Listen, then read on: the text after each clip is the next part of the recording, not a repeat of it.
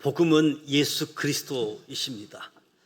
복음의 사람들, 예수를 만난 사람들, 예수님의 제자들, 그들을 통해서 복음을 들은 사람들, 이후 예수님을 만나지 못했던 사람들, 바울, 하나님의 특별 계시를 통해서 복음을 만나게 되어졌고, 그리고 바울을 통해서 복음을 듣고 배우고 가르침 받았던 디모데 같은 사람들, 무엇보다도 하나님의 섭리 속에 전파자의 순종, 듣는 자의 순종을 통해서 복음의 사람들이 되었습니다.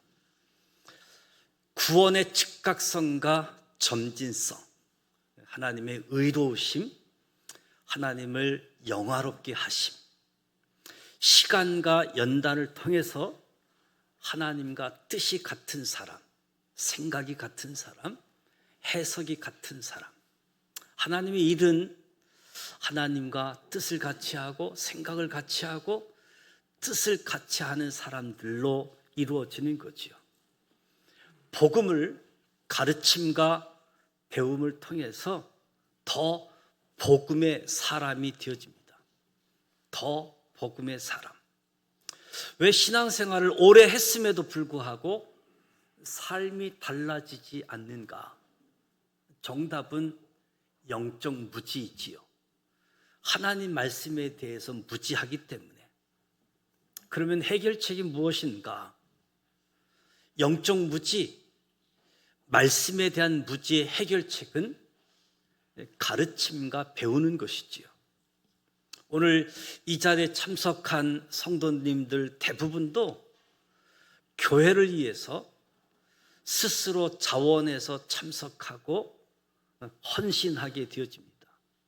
오랫동안 헌신하고 말씀을 사모하는 사람들이지요. 그런데도 간혹 교회를 힘들게 하는 사람들이 있습니다.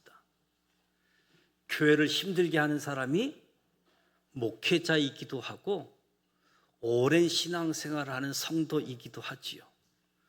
공통점이 있다라고 한다면 신앙생활은 오래 했는데, 신앙의 연륜은 많은데 영적 성장이 멈춘 사람이라고 할 수 있겠지요. 히브리서를 왜 기록했는가? 히브리서를 쓴 목적이 무엇인가? 히브리서 편지를 받은 수신자는 구원받은 유대 그리스도인들입니다. 구원받은 유대 그리스도인들이 고난 때문에 신앙의 흔들림을 도와주기 위해서 편지를 쓰게 되어진 거지요. 히브리서의 1차 청중은 구원받은 유대 그리스도인들이었습니다. 유대교였던 유대인들, 구약 성경을 잘 알고 있었던 유대인들이 예수님을 만나 그리스도인이 되었지만 문제는 고난을 만나게 되어진 거지요. 생활의 고난이 아닌 신앙의 고난이었습니다. 신앙이 흔들렸고 유대교로 돌아가려고 하는 사람들이 생긴 거지요. 복음의 사람들, 이 복음의 공동체가 흔들리게 되는 상황이었습니다. 오늘 신앙생활을 오래 했음에도 불구하고 성경을 많이 안다라고 이야기하면서도 삶이 달라지지 않는 이유가 무엇일까? 오늘 히브리서 저자도 같은 고민을 했음을 발견할 수 있게 되어집니다. 멜기세덱에 관하여 할 말이 많으나 너희가 듣는 것이 둔함으로 설명하기가 어렵다. 때가 오래되었으므로 마땅히 선생이 되었을 터인데 말씀의 초보에 대하여 누군가에게 가르침을 받아야 될 처지, 젖이나 먹어야 할 자가 되었다. 의의 말씀을 경험하지 못한 자다. 이 말씀을 보면 사람들마다 듣는 영적 수준이 다 다르다는 거지요. 그러니까 말씀을 전하는 사람은 이 청중의 영향을 받을 수밖에 없는 거지요. 영적 수준이 다르니까. 시간이 지나간다고 저절로 영적으로 성장하는 것이 아님을 보여주는 겁니다. 영적으로 성숙한 사람은 다른 사람을 가르치고 그 가르치는 것을 마땅한 일로 여겨야지 되는 거죠. 그러니까 영적으로 미성숙한 사람은 다시 배워야지 된다는 겁니다. 말씀의 소화력이 없어서 잘 이해하지 못하게 되어지고 결국 말씀을 경험하지 못한 사람, 영적으로 성숙한 사람은 영적 분별력이 있습니다. 히브리서 6장 1절에 그러므로 시작합니다. 그러므로는 앞의 내용이 뒤 내용의 원인이나 근거가 될 때 앞뒤 문장을 이어주는 말이지요. 그러므로 때가 오래되었지만 여전히 미성숙한 그리스도에 대한 해결책으로 그러므로 그리스도의 처벌을 버리고 죽은 행실을 회개하라. 하나님에 대한 신앙을 가지고 교훈의 털을 다시 닦지 말고 완전한 대로 나아가라. 구원의 즉각성, 하나님이 의롭다 하심, 점진성, 하나님을 영화롭게 하는 이 일 완전한 대로 나아가라. 하나님께서 허락하시면 우리가 이것을 할 수 있다. 영적으로 미성숙한 사람, 누구보다도 배우고자 하는 영적 갈망을 가져야 된다는 거죠. 구원받는 데서 완전한 대로 하나님을 영화롭게 하는 대로 나아가고자 하는 갈망이 있어야 된다. 그렇다고 한다면 미성숙한 그리스도인을 가르치는 성숙하고 헌신된 그리스도인이 필요로 하는 거지요. 배우고자 하는 영적 갈망, 성숙하고 헌신된 그리스도인의 가르침. 하나님께서 허락하시면 하나님의 섭리, 하나님의 은혜가 있어야 됩니다. 그러니까 해결책은 가르침이라고 할 수 있는 거지요. 목회를 하면서 경험하는 것 중에 하나는 영적 성장이 멈춘 사람, 교회를 힘들게 하는 사람의 공통점은 배우지 않고 가르침을 받지 않는 것입니다. 배우지 않는다, 가르침을 받지 않는다, 같은 의미의 말이지만 미묘한 차이가 있죠.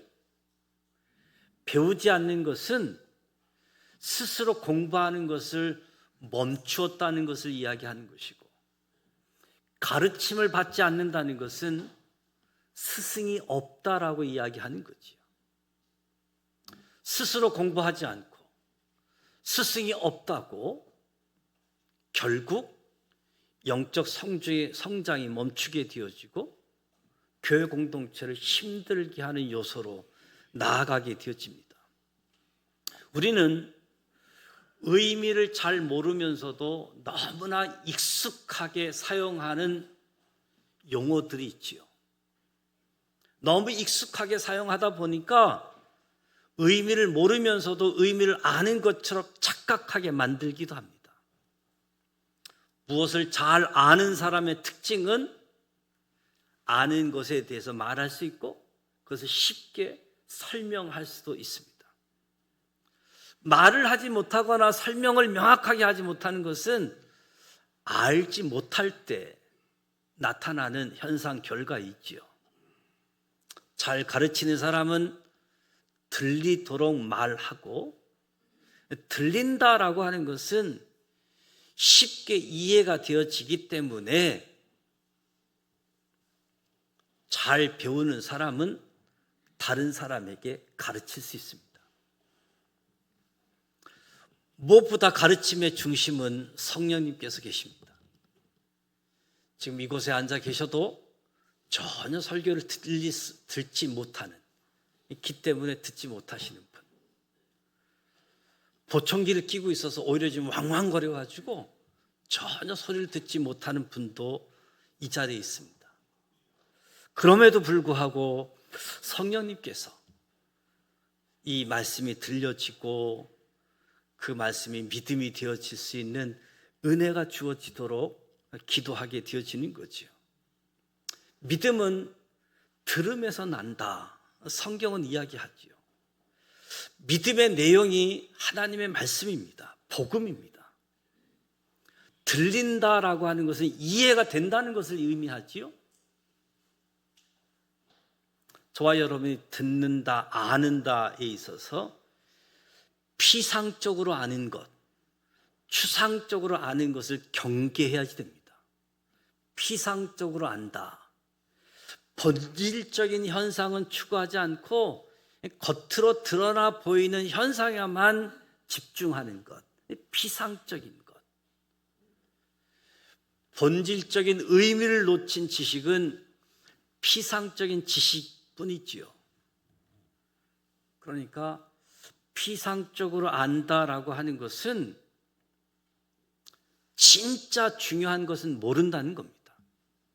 그렇기 때문에 오해하게 되어지고 편견을 갖게 되어지고 비난하게 되어지고 경쟁 관계에 있게 되어집니다. 문제는 저와 여러분이 이 피상적인 지식에 너무 취약하다는 거지요.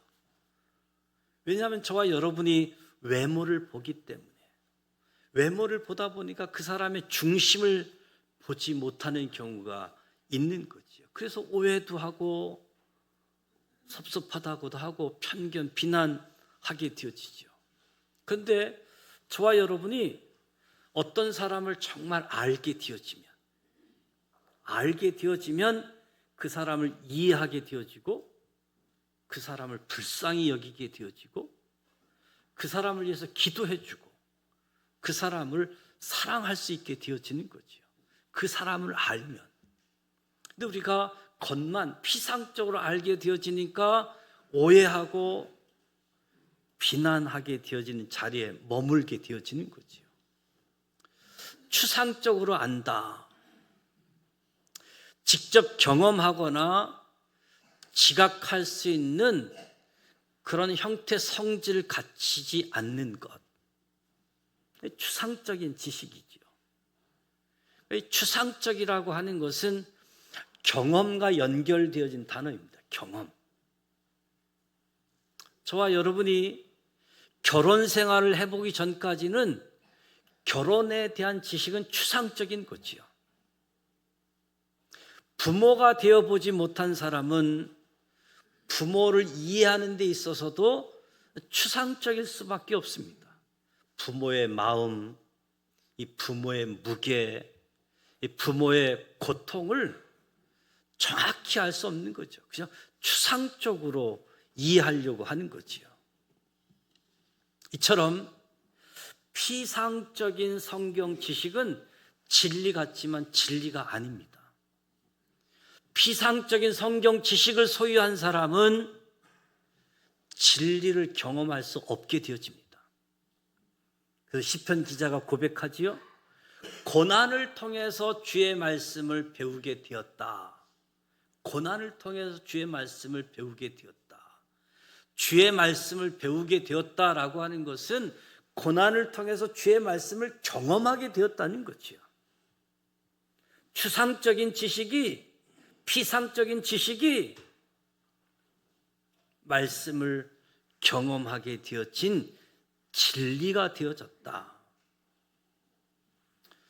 저와 여러분이 하나님에 대해서 알고 있는 지식, 말씀에 대한 지식이 피상적이거나 추상적이라고 한다면 그 결과는 너무나 심각할 수밖에 없습니다.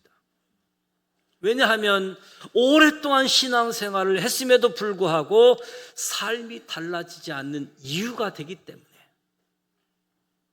바울은 자신이 구원받기 이전에 하나님을 대적하고 교회를 핍박했던 이유가 영적으로 무지했기 때문이라고 고백합니다.